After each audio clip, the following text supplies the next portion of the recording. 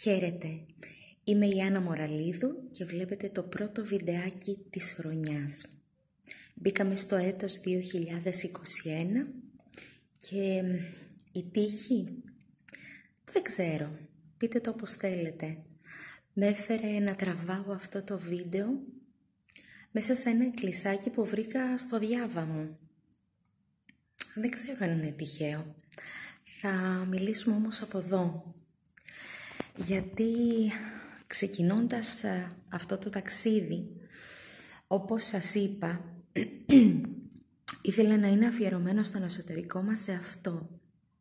Αυτόν που ψάχνουμε όλοι από την ημέρα που αρχίζουμε να καταλαβαίνουμε τον εαυτό μας.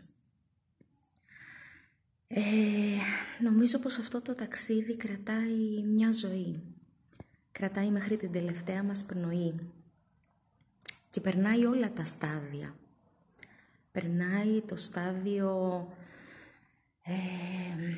της μεγάλης χαράς, της μεγάλης λύπης, της αμφισβήτησης των πάντων.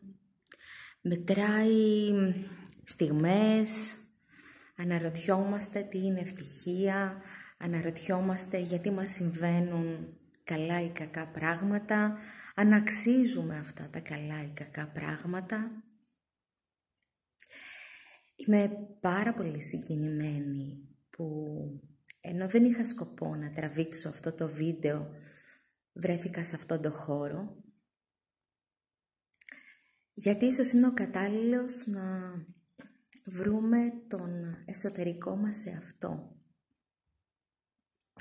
Φέτος τα βιντεάκια θα είναι πάρα πολύ σημαντικά. Δεν θα στηριχτώ όπως σας είπα και στην αρχή των βίντεο μου, ούτε στο αισθητικό κομμάτι, ούτε στον καλό ήχο, ούτε στην ποιότητα των thumbnails, των intro και δεν ξέρω πώς αλλιώς ονομάζονται, αυτά τα ξέρει καλύτερα ο γιος μου. Αυτό που εγώ θέλω να κάνω είναι να περάσω το μήνυμα.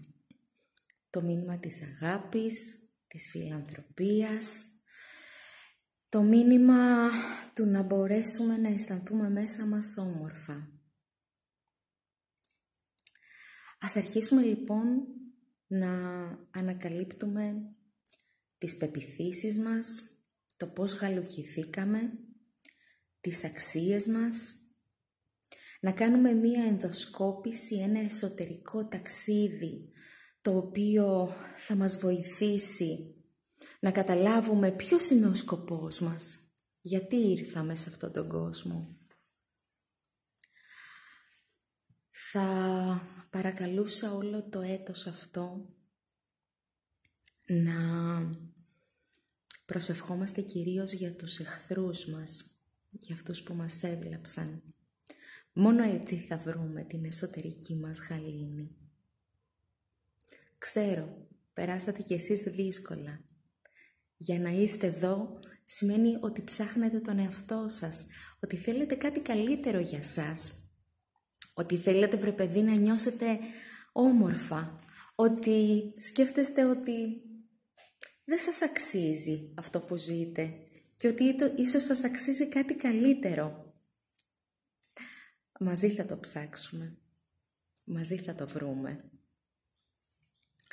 Ακολουθήστε αυτά τα βίντεο, προσπαθήστε να είστε σε επικοινωνία μαζί μου.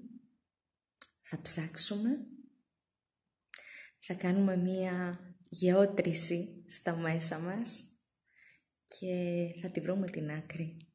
Σας το υπόσχομαι. Καλή χρονιά να έχουμε.